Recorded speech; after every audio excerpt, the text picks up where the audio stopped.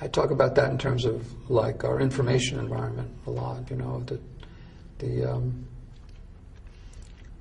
The average person who's watching, let's say, 4.5 hours of television per day, which is the average figure, which is hard to even imagine people watching that much. That means half the population is watching more than 4.5 hours per day.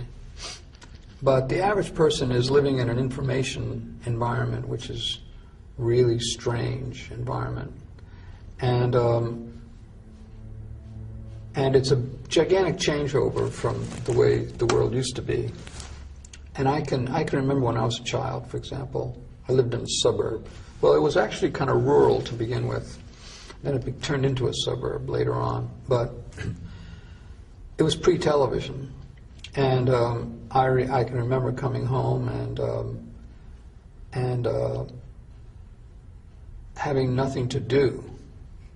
And so I'd play with the dog, or I'd go out in the backyard. And eventually I would sink into a kind of a boredom, you might say, or a sort of like nothing to do. And so that bottom space of nothing to do was in some ways the root of creativity, because it's from there that you say, well, I'm going to do something now. I think for the most part now, people, and children in particular, will just flip on the TV at that point, or music. And once you flip on the TV, then what you're experiencing is light going into your eyes and into your brain in the form of images. The images are moving very, very rapidly, and they're changing very rapidly. You may see 20 or 30 edits in an average minute of television viewing, so the information is constantly changing. There's been a lot of research on how awake you are during that experience, and mostly, for the most part, you're in a relatively unconscious mode. The measurements usually call that alpha, which is a kind of a non-participatory, accepting mode. That's the only way you can really watch television, because if you're in an active mental mode, you really can't let these you'd interfere with the process of receiving the information too much, and you wouldn't get the information.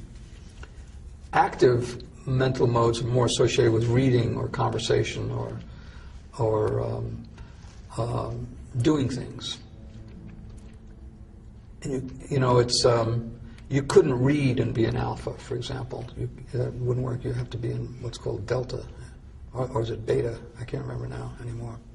But anyway, so the child, let's say, sits for very long hours, receiving information that's sent from somebody else, thousands of miles away, very rapidly moving information field. And there's been a lot of research on how that causes hyperactivity among kids. People are wondering why there's so much hyperactivity now. And the researchers find that process of receiving rapidly moving information, especially when the information may be violent information or, in other ways, intended to be stimulating information, causes what's called a fight or flight reaction, where you want to react to what you're seeing, but it's television, so there's no point in reacting. So you pull back from the reaction, and then you want to react, and then you pull back, and you go back and forth on this wheel of action-reaction. And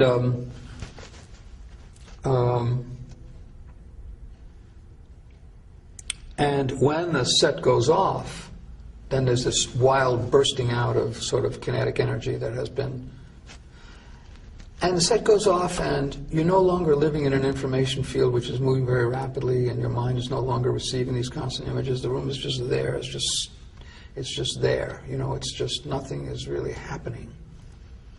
And I think there's a sense of kind of real desire to get back up to speed, you might say. A lot of people talk about television viewing as a drug, and they like to think of it in terms of it being Valium.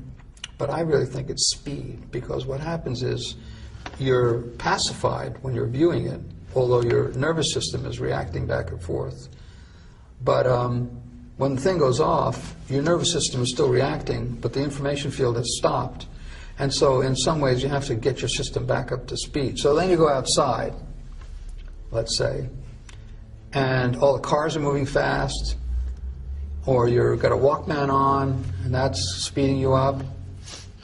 Or if you go out into nature, though, if you go out onto nature, it's barely happening at all.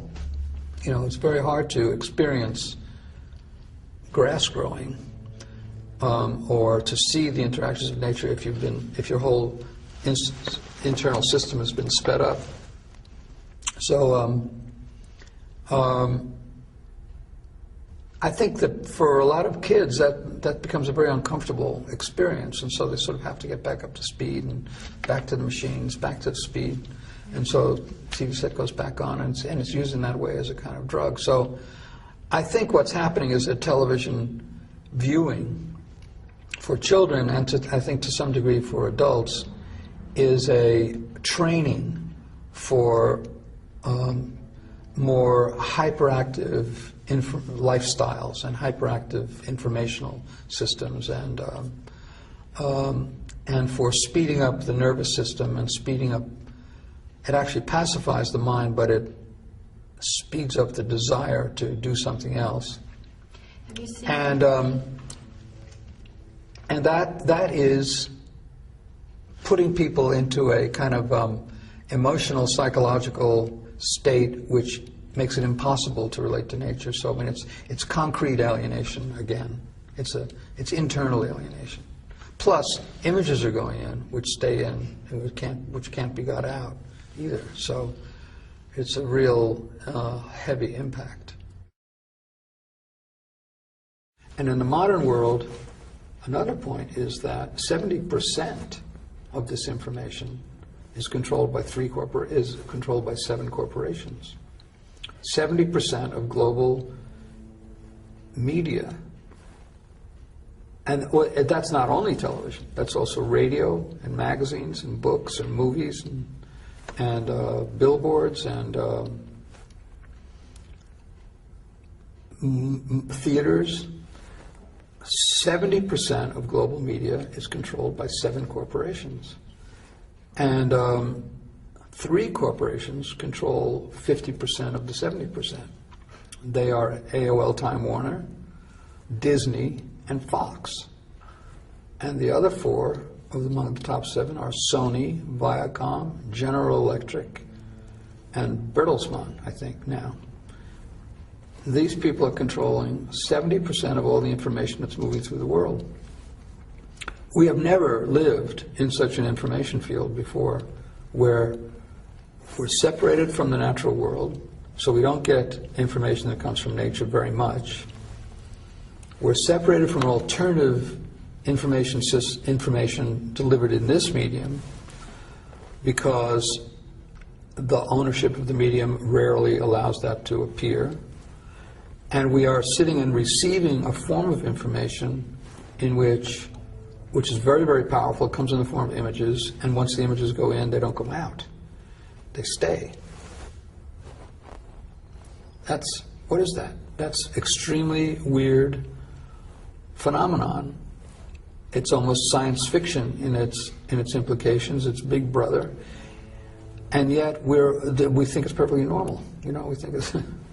And then we're also living in a physical universe of cities and cars and technology that we use all the time, and